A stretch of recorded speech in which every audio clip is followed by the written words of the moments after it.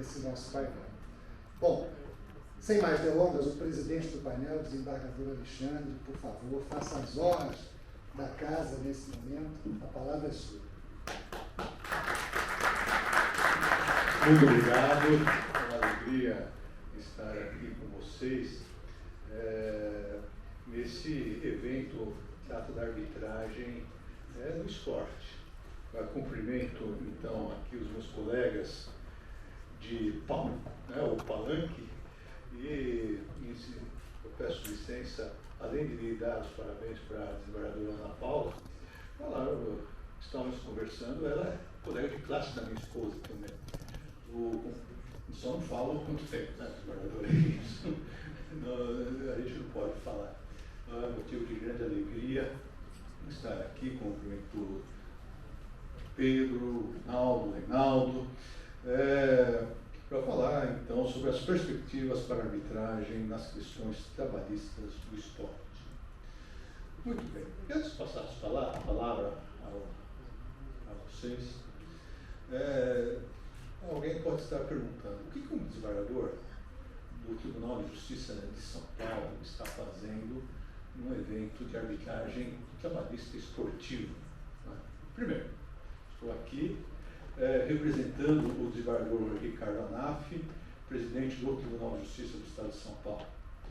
E, segundo, trabalho na primeira Câmara Reservada de Direito Empresarial, que encontra talvez um grande número de demandas, de ações anulatórias de arbitragem, questionamentos sobre cláusulas compromissórias e questionamentos sobre a própria deliberação da arbitragem.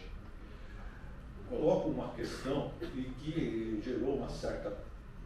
Duas questões, peço licença só de fazer esse comentário, já que estou aqui também para compartilhar um pouquinho de experiência, de duas situações interessantes. Uma, o acórdão original foi de minha relatoria, outro é um acórdão recente que foi de relatoria do desembargador Fortes Barbosa.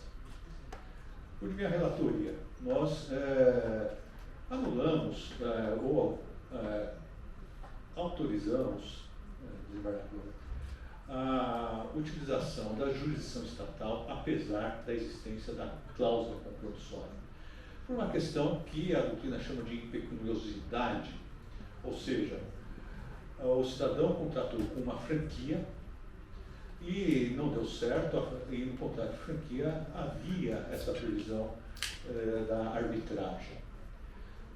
E ele ficou nesse sistema denominado multiportas, só com portas fechadas. Ele não tinha dinheiro para suportar as despesas de uma franquia e também não tinha acesso à jurisdição estatal por conta da existência da cláusula compromissória que vedava isso.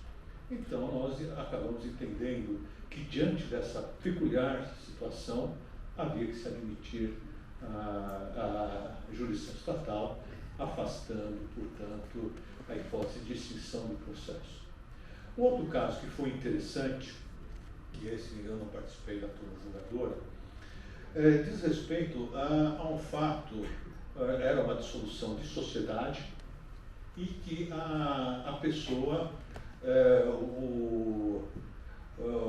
os árbitros chegaram à hipótese de dissolução, deram uma sentença parcial de mérito, e em seguida passou-se para a segunda fase, que era a de apuração de haveres. Mas o que aconteceu na primeira fase? Um dos árbitros disse: não há interesse de agir, parte legítima, enfim, não tenho o que reclamar nessa dissolução de sociedade porque sócio não é. Mas o colegiado deles entendeu que sim, era hipótese de sociedade. Segunda fase, foi feita uma perícia, entretanto, a árbitra, ela acolheu a perícia, esse que falou que não havia interesse de agir, porque a parte não tinha legitimidade, falou que não votava, e o presidente aí da arbitragem avocou o processo para si e tomou uma decisão diferente daquela que, por exemplo, a árbitra tinha chegado. E foi anulado aí essa sentença arbitral justamente por conta disso. Se o árbitro ele não disse que não podia votar porque não era entendimento dele, algo que já estava julgado, dizendo que era sócio, portanto tinha direito ao coração de haveres, ele tinha que ter renunciado e, portanto, ele deveria ter sido substituído. Ou pelo menos o presidente da arbitragem, ele deveria ter o quê? Deveria ter solicitado a substituição disso. Então são problemas que vão surgindo no decorrer dessas situações. Lógico, isso não é uma crítica ao estudo da arbitragem. Às vezes as pessoas gostam de colocar, já saiu no Valor Econômico, arbitragem versus poder judiciário, qual é o melhor? Bom, o melhor é aquele que resolve o nosso problema, né? E cada qual tem o seu espaço de atuação.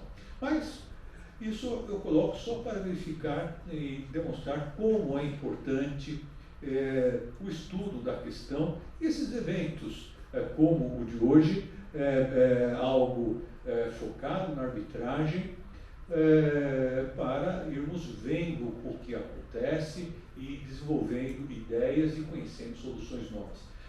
Dito isso, como presidente, eu acredito seja a vez da... Vou provocar todo mundo. Certo. Então eu passo para o meu provocador. Bom, obrigado.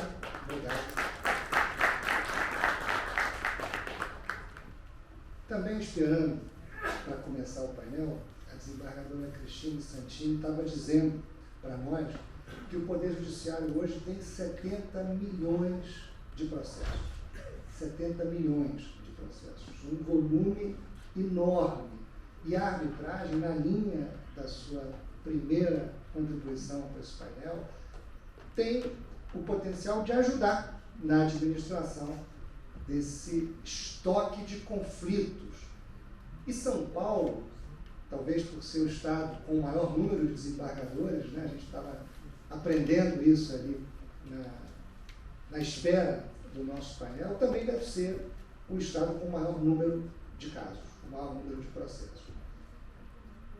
O desafio desse painel, eu espero que a gente saia daqui, né, Martorelli, com uma promessa de prazo para a convenção coletiva,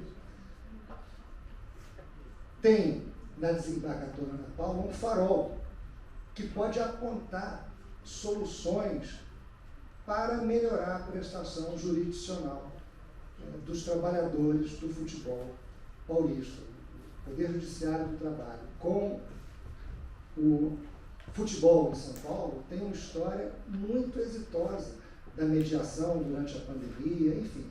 E eu gostaria de passar a palavra para essa contextualização da desembargadora Ana Paula, que vai servir de farol para que depois o Reinaldo e o Rinaldo possam dar o prazo para a assinatura da convenção coletiva em São Paulo. Desembargadora. Acho que já é boa noite, né? Boa noite a todos. É um prazer, é uma honra. Eu agradeço o convite do caríssimo Daniel para estar aqui, do Pedro para estar aqui, com grandes personalidades, com meu colega, desembargador do Tribunal de Justiça, o maior Tribunal de Justiça do mundo.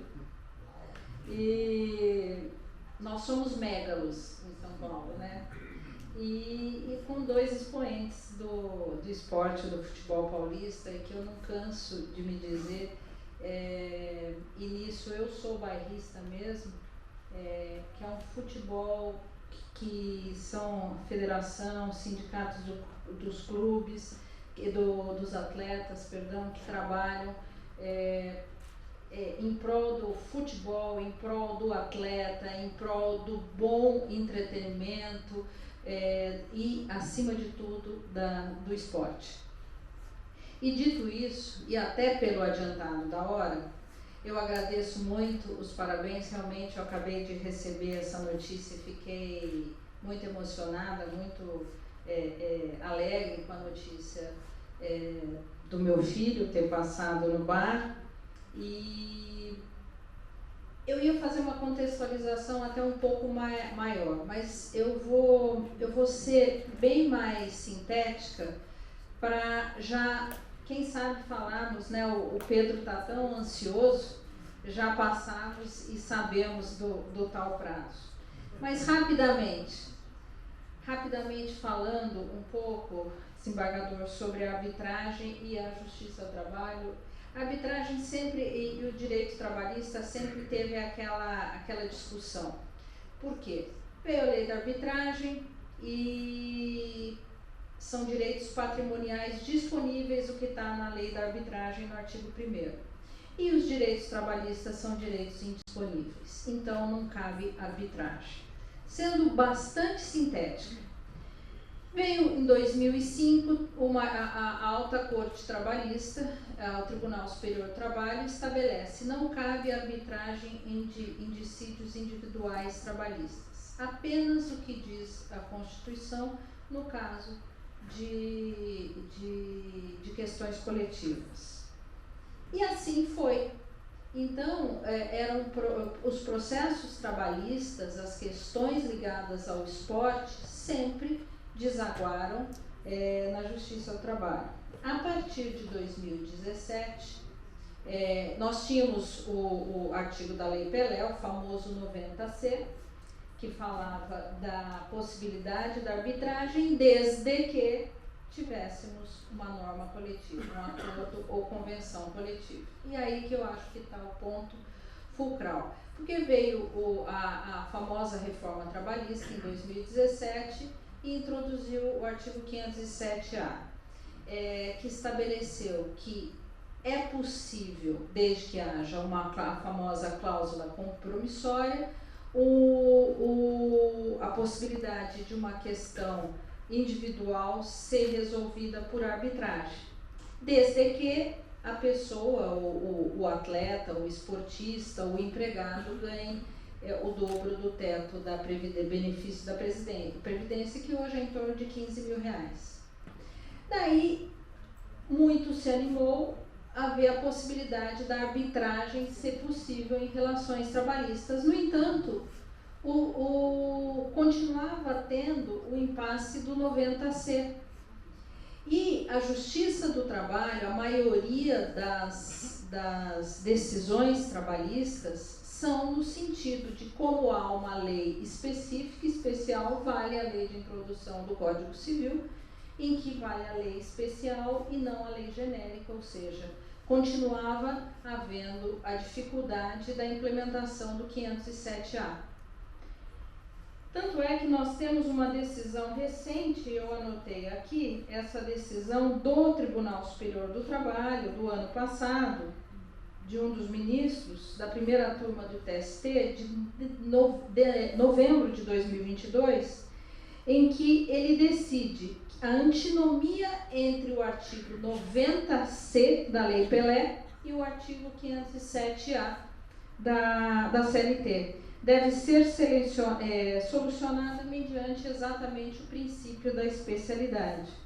E daí entende que não cabe a arbitragem nas relações trabalhistas. E o impasse continuou, embora hoje a Lei Geral do Esporte fale muito da possibilidade, a Lei Pelé também, mas sempre tivemos essa dificuldade, que até hoje são apenas decisões esparsas que nós temos na Justiça do Trabalho, que entende que é possível quando há uma cláusula compromissória no contrato de trabalho. Embora aqui, e vocês me conhecem muito mais do que eu, que nós temos hoje um órgão, inclusive da CBF, a CNRD, que trata de diversos casos, em grau recursal vai para o CBMA, enfim. Então eu não vou nem discutir essa questão, mas o fato é que ainda no âmbito da Justiça do Trabalho, que eu acho que a mim me cabe falar isso, ainda tem toda essa discussão do efetivo cabimento da introdução do artigo 507A de vez.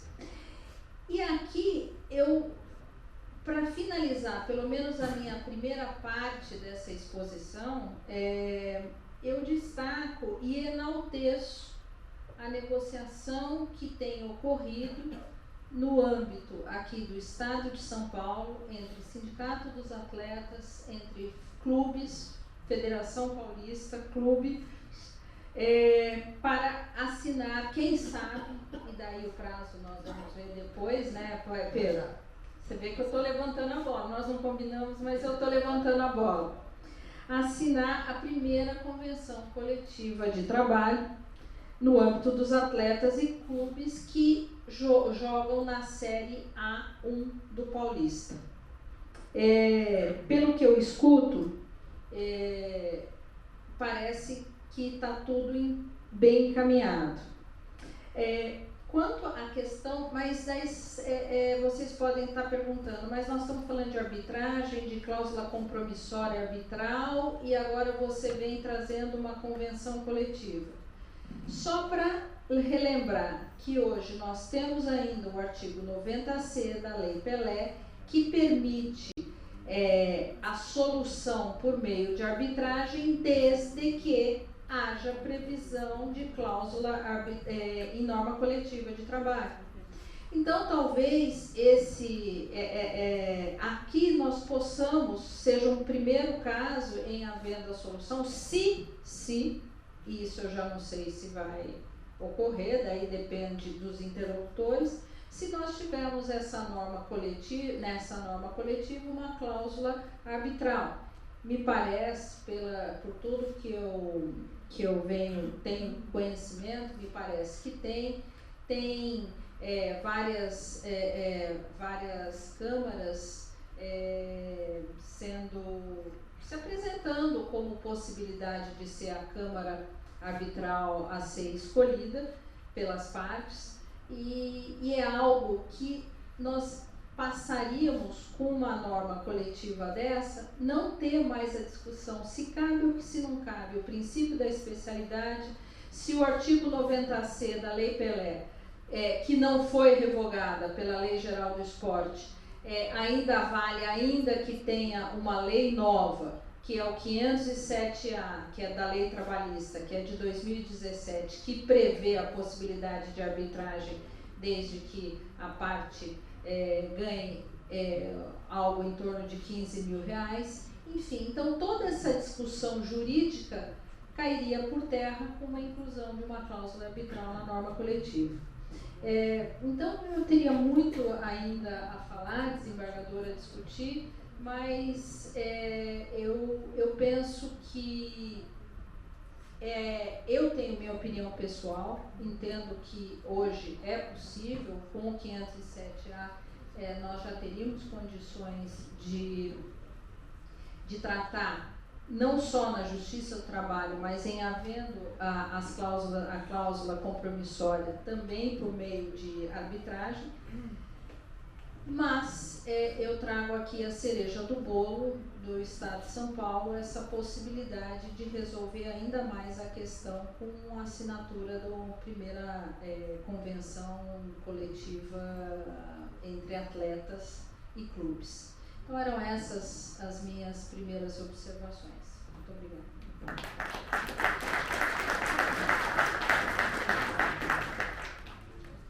Somos nós que agradecemos.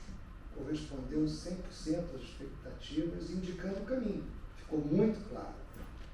Tem que ter, para não deixar dúvida, a cláusula de arbitragem na convenção coletiva, atendendo ao que dispõe a Lei Pelé, ainda que haja condições de argumentar na linha do artigo 507A da CLT. Um farol indicando o caminho, passando a palavra para o Reinaldo Carneiro Bastos, presidente da Federação Paulista de Futebol, para falar sobre a expectativa do futebol paulista com essa possibilidade de uma convenção coletiva de trabalho, regulando melhor ainda as relações entre os atletas e os clubes do Estado de São Paulo. Reinaldo, a palavra é sua, muito obrigado. Obrigado, Pedro. desembargador Alexandre, desembargadora Ana Paula, meu amigo presidente Martorelli. Não tenho formação jurídica, é uma honra e eu vou aprender com vocês. Eu tenho a prática do esporte, a prática do futebol, e nesse momento, e fazendo justiça aqui, essa é uma luta muito mais antiga do presidente Martorelli, convenção coletiva, do que da federação, do que do sindicato dos clubes e dos próprios clubes. Visto hoje, enxergando o hoje, eu acho que o segmento de futebol precisa conhecer claramente a regra do jogo. A gente precisa ter definido como funciona. Nós temos trabalhado muito com os clubes, com o Martorelli, com a Justiça do Trabalho. A advogada Ana Paula foi de vital importância para salvar alguns estádios do interior de São Paulo, fazer convenções, acordos coletivos lá no TRT 15, e os clubes estão cumprindo, estão pagando, estão se organizando, porque esse é um trabalho conjunto com o presidente Martorelli. O atleta tem que receber o seu salário, o trabalhador tem que receber o seu salário. E essa é uma luta conjunta. Não é porque a Federação Paulista de Futebol é uma entidade patronal que tem como filiado os clubes que a gente tem que separar, porque a grande maioria dos clubes hoje são cumpridores das suas obrigações. Tem dificuldades, tem atraso, mas já são muito pequenos aqueles casos da inadimplência geral, ampla. Ainda sobra clubes desorganizados. Hoje o presidente Martorelli participou com a gente do Conselho Técnico do Campeonato Paulista A4, na nova divisão em São Paulo, para que ele tenha clubes mais organizados, que eles tenham uma cota um pouco mais representativa, para que eles possam se organizar, planejar a sua infraestrutura. Meu caro presidente, meus caros e todos aqui, nós precisamos avançar, nós precisamos caminhar. A gente precisa de agilidade. O que tanto o atleta e o clube precisam é de decisão. Precisam que as coisas sejam definidas com rapidez. Nós temos uma lei geral do esporte que é um desastre. Nós temos uma lei que mistura o futebol com esportes importantes, mas com uma repercussão muito pequena. Então, é muito confuso, ela está toda... tem vários artigos vetados, uma mistura com a outra. A gente precisa se organizar. Não temos o poder de legislar, mas os clubes de São Paulo têm, através do sindicato, através do poder de Martorelli, uma forma de se organizar aqui. Vamos começar nos organizando aqui. Vamos começar definindo a nossa regra do jogo. Está perto, está próximo. Volto a fazer justiça. Essa é uma luta muito mais antiga do presidente Martorelli do que do sindicato do futebol, da Federação Paulista dos Clubes. Mas hoje é o caminho, é o melhor caminho, é o caminho mais justo e o caminho mais correto. Prazo, eu já dei tantos prazos para o Martorelli que eu não vou me comprometer com mais um prazo. Mas hoje nós estamos muito mais próximos do que nós já tivemos ao longo do tempo. Hoje a vontade existe. Antigamente a gente tinha uma dificuldade enorme de fazer os clubes entenderem que é melhor ter uma regra do que ter surpresa. Todo mundo entender como é que você vai participar desse jogo. Vocês imaginam uma partida de futebol que a regra pode ser mudada e pode ser julgada de várias maneiras. Não ia dar certo. Eu tenho certeza que nós vamos conseguir, presidente, desembargadora Ana Paula, meu Alexandre, meu amigo Pedro. Nós vamos conseguir, nós vamos campear, nós vamos começar. O futebol de São Paulo é pioneiro. futebol de São Paulo ele é diferente, ele é guerreiro e nós vamos dar esse passo com toda certeza.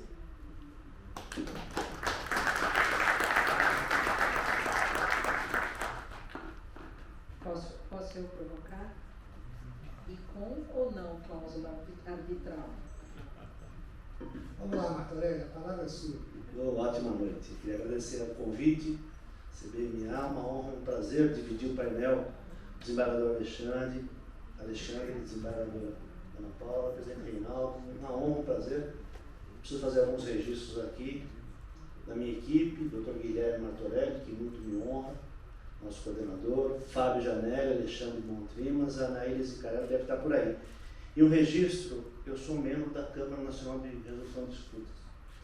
Preciso fazer um registro, parabenizar o Dr. Celso Portela Tovedelli, nosso presidente, e vou parabenizar também, registrar o Rafael Fachada, em nome, eu sei que tem membros da secretaria aí. Uma alegria e um prazer participar de uma equipe tão séria, tão eficiente, tão comprometida de fazer o futebol brasileiro melhorar. A gente está hoje por aqui, eu vou ter que fazer uma propaganda a meu respeito, né? Nós estamos aqui discutindo a arbitragem no esporte no Brasil. Eu sou o grande responsável por perturbar a CBF até conseguir desenvolver a CNRD. Eu comecei lá atrás, já com o presidente Ricardo Teixeira, e consegui, no mandato do presidente Marco Polo, que a gente conseguisse a introdução da CNRD. Porque é a salvação do futebol brasileiro. Porque o Dr. Carlos estava aqui, ele já falou, tocou no ponto da efetividade da decisão. É isso que tem ajudado a gente a melhorar o futebol brasileiro e tem trazido a responsabilidade para a gestão, que é o que eu venho pleiteando há bastante tempo. Isso tudo começa, e aí, doutora Ana Paula, tem alguns, eu gosto de estudar esse negócio, eu gosto de pensar. O grande nó que a gente tem nessa história toda, doutor Pedro, é aquela discussão entre o sistema legal e o sistema associativo. É grande discussão, né? Quando a gente fala em arbitragem, aliás, eu também fui juiz-classista, com muita honra, da 22ª Junta de Conciliação e Justiça de São Paulo, que a prestação jurisdicional era de 20 dias, da distribuição do processo. Se não a mais rápida, uma das mais rápidas do Brasil. Isso muito me honra. Trabalhei com gente muito boa, aprendi muito, estudei bastante. E lá a arbitragem começou, lá atrás começou a arbitragem e começaram a levar processos de homologação, de rescisão para a arbitragem. Eu presenciei isso algumas vezes e aí perde a credibilidade. Agora a gente tem retomado. Mas a arbitragem, na verdade, o que acontece na Câmara Nacional de Resolução de Disputa, não sei se a gente pode tratar de arbitragem e enquadrar nas questões do 90C, né? Eu não sei se a gente pode chamar de arbitragem, porque nós temos lá a segunda instância, nós não temos a escolha dos árbitros, mas enfim, mas é um modelo que está desenvolvendo bem e tem andado muito bem. Cadê a Indy? Está aí a Indy, que manda processo para nós, 11h30 da noite, precisamos despachar até amanhã, aí tem 6 processos, 8 processos, né, Sérgio? E a gente vai fazendo isso para poder agilizar, para poder colocar tudo isso no prumo. Mas eu sou brasileiro, Pedro, eu não desisto nunca, né? E como o presidente Reinaldo falou, há bastante tempo eu venho defendendo uma posição de que nós temos que resolver os nossos problemas. Nós do futebol temos que resolver os nossos problemas, portanto, nós temos que criar as nossas regras. A reforma trabalhista trouxe uma condição, né, que dá um poder do negociado sobre o legislado. E por que não utilizá-lo? Então a gente tem trabalhado muito. Durante a pandemia houve uma aproximação ainda maior do nosso trabalho. A doutora Ana Paula participou, nós homologamos um procedimento para que a gente pudesse voltar com os campeonatos de forma segura, porque era a única alternativa que nós tínhamos para fazer com que os clubes tivessem uma receita para poder pagar os jogadores. Nós tivemos nesse meio tempo que resolver uma outra questão, que era o intervalo entre os jogos. Nós tivemos que diminuir o intervalo entre os jogos. Nós começamos com os atletas e eles se dispuseram a participar, então não houve ninguém a reclamar, não teve uma comissão técnica que reclamou, porque estava tudo combinado. Estava tudo combinado, nós discutimos tudo. E assim, eu acredito muito nisso. Eu sou apaixonado pela negociação, sou apaixonado. E durante esse tempo, nosso primeiro dissídio, na verdade que não houve possibilidade de convenção, data de 1997, doutora Ana Paula. Foi reformado no TST e a gente vem nesse trabalho e na negociação. Em 2012 conseguimos negociar uma questão importante para nós, ela não tem se efetivado, mas é importante para nós, que o clube que não paga salário possa perder pontos. Por que tudo isso? Por que a gente busca esses caminhos dentro do sistema associativo, que às vezes se choca com o sistema legal? Exatamente por aquilo que eu já falei, parafraseando o Dr. Causo, pela efetividade da decisão. É só assim a gente consegue trazer um outro âmbito para o futebol. Porque o que a gente tem que fazer é impedir que os aventureiros entrem no futebol. E tem uma coisa, já falei para o presidente Reinaldo, o nível dos dirigentes no futebol paulista melhorou muito nos últimos anos. Muito. Então hoje a gente consegue sentar e discutir, consegue resolver os problemas sem ter que ajuizar uma ação. Muitas vezes, o Dr. Guilherme está aí, ele resolve muitos problemas ligando para o presidente do clube. Muitos. Então melhorou o nível. E a gente sempre defendeu uma questão que o problema não é ter problema. O problema é não saber resolver o problema. Né? Nós temos que saber resolver o problema, porque eles acontecem. Agora, a gente também sabe que existe algum desequilíbrio em algumas questões. E é isso que a gente tenta ajustar na convenção. Essa convenção foi trabalhada a 10 mãos durante 2 anos. Mas ela chega num momento em que outras pessoas também querem intervir. E é legítimo. Então a gente está nesse momento agora de intervenção dos advogados dos clubes, apreciação dos advogados dos clubes, que não entenderam, o doutor Guilherme, o doutor Paulo Feus, que é o advogado do Sindibol, e eu também em algumas ocasiões, temos feito reuniões individualmente com cada advogado dos clubes, para mostrar para eles a importância dessa relação, a importância dessa nova regra que vem amparar todas as nossas necessidades. Então a gente não pode, né, jogar fora um instrumento como esse. É um instrumento capacitado para a gente levar em âmbito nacional, está capacitado para a gente levar isso. Nós conseguimos resolver muitas questões, dirimir muitas dúvidas nesse instrumento. Mas existem outros que a gente pode ainda inserir. Então a ideia é essa, é fazer com que a gente possa melhorar o futebol brasileiro, que a gente possa fazer com que... eu fiz uma pós lá com o Dr. Pedro, lá na FGV, que era uma pós de gestão estratégica do esporte. E é lógico que me tocou falar de direito. Né? Tinha um módulo de direito esportivo e eu fiz uma análise lá como a legislação atrapalha a gestão dos clubes. A legislação atrapalha a gestão dos clubes. Isso desde 1970. Leia a lei. Leia a lei. O que facilita o descumprimento? Está lá, leia a lei. Como que isso vem acontecendo? Como que os clubes deixam de pagar salário e continuam contratando? Eu tenho vergonha. Eu tenho vergonha de um clube que contrata o jogador para pagar R$1 milhão e não paga o menino que recebe 17. Eu tenho vergonha. Sim. E também tem uma outra questão que pouca gente passou no mundo jurídico. Eu joguei. Eu fui atleta, para quem não sabe, fui atleta. E sofri com a então lei do passe. Que era aquela coisa de que o atleta era mesmo uma mercadoria do clube. Então o Palmeiras me afastou, eu já era sindicalista e não sabia, né? Eu já era sindicalista dentro do clube e não sabia. O Palmeiras me afastou, me deixou 1 ano e 7 meses, sem salário e sem permitir a minha transferência para um novo clube, para que eu pudesse continuar sobrevivendo e sustentando a minha família. Então, eu entendo bem essa situação. Por isso que quando eu percebo que o menino de 17 mil reais não está recebendo e de 1 milhão está recebendo, dói na minha alma. Eu tenho certeza que isso só acontece porque há um apoio. Há um apoio inconsciente daquele torcedor que quer, contrata para o meu time ser campeão. Mas não tem dinheiro, mas contrata. Não faz mal, contrata. E o mais interessante é não entender, muitos dirigentes, infelizmente, ainda não entendem esse segmento.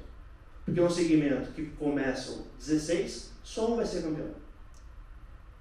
Já escutei isso, escutei hoje, inclusive. Se a gente contratar 16 guardiolas, um para cada clube, 4 vão cair. Aí não presta? Presta, só que, né, tem algumas outras variáveis que influenciam o resultado final. Então, como é que a gente lida com isso? E o Reinaldo tem promovido dentro da federação, e eu também fiz o curso de gestão, para que os dirigentes se atentem para alguns detalhes e se comprometam com algumas questões para evitar esse tipo de coisa. Porque ele não pode gerir o time dele como um torcedor. Ele tem que ser mais racional. Porque senão vai contratar, e às vezes contrata tanta gente que não se fala, não se encaixa, gasta dinheiro e não resolve nada. Enfim, então, o cenário ele é mais complexo, mais complexo, mas nós estamos com a nossa experiência e com a nossa vontade, nós estamos trazendo para esse cenário ferramentas para diminuir, para minimizar os problemas. Eu acho que é a nossa função. E o presidente Reinaldo está imbuído nisso muito, tem feito um trabalho brilhante na federação, e é para isso que a gente está aqui. Se não fosse para isso, não haveria necessidade de estarmos aqui. Se nós não formos inteligentes, tivemos a capacidade de negociação, do diálogo, não adianta estar aqui. A gente estaria lá em Israel, infelizmente, na faixa de Gaza, né? A gente estaria se matando. Então, nós precisamos usar a nossa inteligência, a nossa essência de brasileiro, para poder fazer disso melhor. Precisamos resgatar o futebol brasileiro. O futebol brasileiro não perdeu para o Uruguai por acaso, não empatou com a Venezuela por acaso. Nosso ambiente ainda está ruim. O ambiente como um todo do futebol brasileiro está ruim, nós precisamos resgatar isso. As coisas, e eu tenho falado bastante, que o time, hoje, na minha época, você fazia time e conseguia ganhar campeonato. Hoje, o time é a ponta do ambiente. Se o ambiente não estiver organizado, não adianta esperar do time a vitória. Mas enfim, doutor Pedro, eu falando aqui 3 dias, deixa. Era isso por enquanto. Muito obrigado.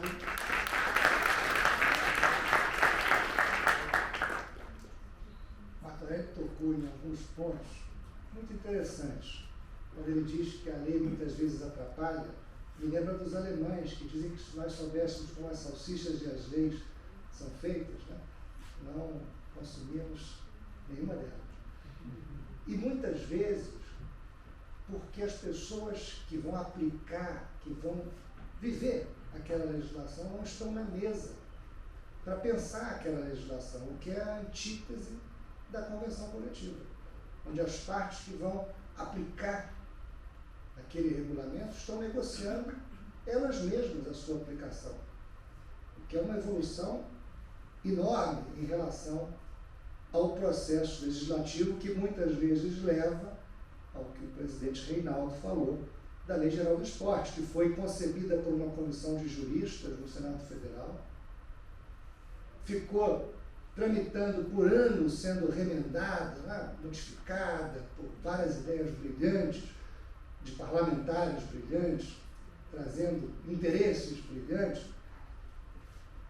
e que quando foi finalmente aprovada, teve 70% ou 60% dos seus dispositivos vetados. Uma lei geral que tinha por objetivo consolidar a legislação do esporte brasileiro, não revogou as demais leis que ela teria nascido para revogar, para consolidar essa colcha de retalhos que vem sendo remendada e que aí a desembargadora Ana Paula fala muito bem do artigo 90C, e eu me lembro, quando discutimos esse artigo, porque a ideia era que a justiça desportiva se organizasse como arbitragem, para acabar com o grande problema da insegurança jurídica das decisões da justiça desportiva, que muitas vezes foram questionadas na justiça comum, levando aquela Copa João Avelange em 2002, naquele processo do Gama, e em vários outros. A justiça desportiva não oferece segurança jurídica nas suas decisões. São vários casos da justiça comum revendo as decisões da justiça desportiva, o que não aconteceria se fosse uma arbitragem, porque já se consolidou o entendimento que pode-se até anular a decisão, mas não se pode rever. E é por isso que o esporte no mundo inteiro buscou a arbitragem, é por isso que a FIFA reconhece a Corte de Arbitragem do Esporte da Suíça. O Comitê Olímpico Internacional implanta uma Câmara de Arbitragem ad hoc durante a realização dos Jogos Olímpicos, porque não se pode imaginar o esporte sendo praticado no mundo inteiro sem que houvesse uma homogeneidade das decisões. Imagina se o Congresso Nacional de um país resolvesse que o futebol naquele território seria praticado com 13 e não 11 jogadores em campo, ou que cada tempo seria de 30 minutos e não de 45, não haveria o mesmo esporte mais sendo praticado, porque o direito esportivo nasce quando nasce o esporte, porque sem regra não é esporte, é a regra que dá corpo ao esporte. E ela tem que ser homogênea, tem que ser uniforme. E a arbitragem global traz um sistema jurisdicional reconhecido internacionalmente para resolver, para dirimir, para aplicar aqueles regulamentos que também são emanados das pessoas que praticam aquela modalidade, que se envolvem, diferente muitas vezes da forma que as leis e as salsichas são feitas. Eu quero passar a palavra para quem quiser falar um pouco mais no painel. Se não houver mais ninguém no painel que queira falar, eu queria chamar o Gustavo Schmidt para encerrar, mas para vender seu peixe, Gustavo, porque quando a desembargadora falou que várias câmaras estão se apresentando para servir a convenção coletiva do Estado de São Paulo, entre os jogadores e os clubes, eu acho importante que o CBMA se coloque como a Câmara que tem vocação natural para isso, por ter a previsão no Estatuto da Confederação Brasileira de Futebol, da Confederação Brasileira de Vôlei, da Confederação Brasileira de Basquete, da Confederação Brasileira de Surf, da Confederação Brasileira de Canoagem, do Comitê Olímpico do Brasil, enfim, do esporte brasileiro, que já fez uma opção pelo CBMA, mas que você ainda precisa convencer o Martorelli a colocar na convenção coletiva do Estado de São Paulo. Se ninguém mais quiser falar, desembargadora, já fala e chama o Gustavo. Pronto, para a gente encerrar e todo mundo poder ir embora para casa. Mulher sempre tem que falar mais um pouco, né? Ainda mais com um monte de microfone aqui perto. Rapidamente, a minha fala foi muito rápida, eu deixei por uma questão de ser uma fala rápida, mas eu não poderia deixar de enaltecer, como o Martorelli fez, o trabalho do CNRD. São expertos na área desportiva que lá estão. Justiça do Trabalho, pelo menos é o meu pensamento, trabalha em paralelo à Câmara, à CNRD. Entendo que a CNRD tem feito um trabalho muito importante. Agora, precisamos mesmo, Martorelli, de efetividade e agilidade. Eu sei das dificuldades da CNRD, eu escuto um pouco. Por quê? Porque é uma Câmara que tem dado muito certo. Então eu não posso também deixar de parabenizar o trabalho da CNRD que é feito aqui, que é algo mais sigiloso e principalmente que tem efetividade e que tem uma expertise, que principalmente para o direito, para todos é importante, e em especial para o direito desportivo. Gustavo, Vem fazer sua propaganda.